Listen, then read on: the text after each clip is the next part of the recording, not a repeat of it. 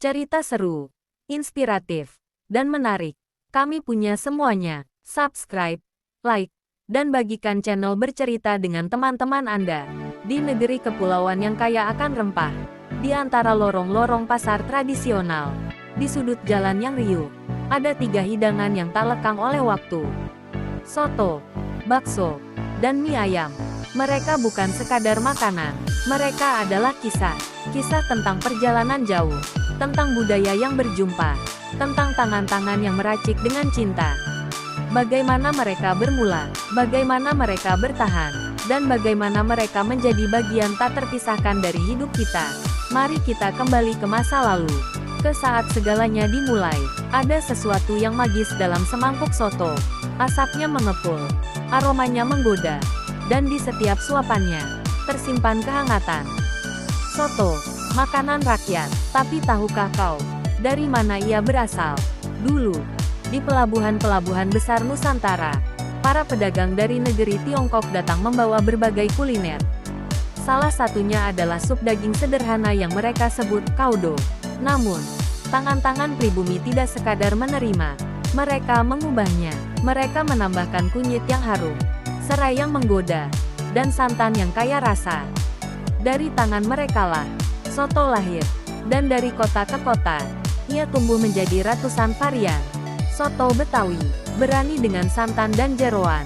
Soto Lamongan, diberi taburan koya yang gurih. Coto Makassar, kental, kaya rempah, dimakan dengan buras. Dan soto Kudus, menghormati sejarah, dengan daging kerbau sebagai pengganti sapi. Kini, soto bukan sekadar makanan, ia adalah cerminan dari keberagaman Indonesia. Dan di setiap suapannya, tersimpan rasa rumah. Di gang-gang sempit, di lapangan sekolah, di sudut kota yang sunyi, ada satu suara yang selalu menggoda selera. Bakso, bola daging yang lembut, dalam kuah kaldu yang hangat. Siapa sangka, bakso bukanlah asli Nusantara. Dahulu, di negeri Tiongkok, seorang anak muda ingin membuat daging lebih mudah dikunyah oleh ibunya yang telah tua. Ia menggilingnya, mencampurnya dengan tepung, dan membentuknya menjadi bola-bola kecil. Saat para imigran Tionghoa datang ke Nusantara, mereka membawa bakso. Namun, di tanah baru ini, bakso harus beradaptasi.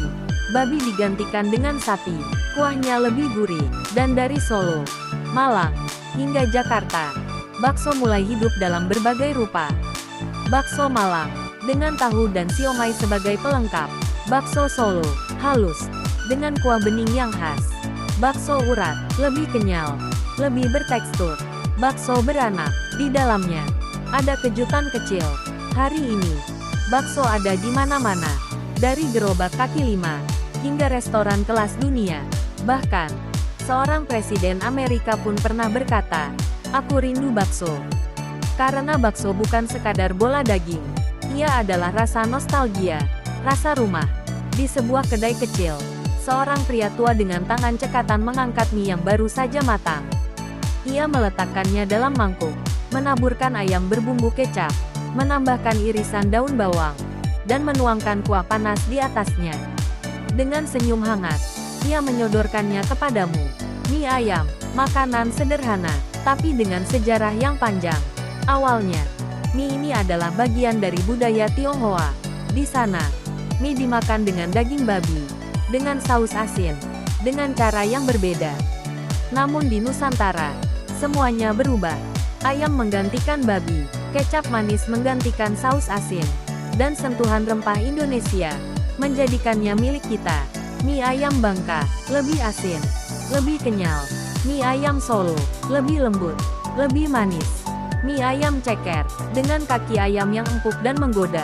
Mie ayam Jamur, paduan unik yang begitu menggugah selera.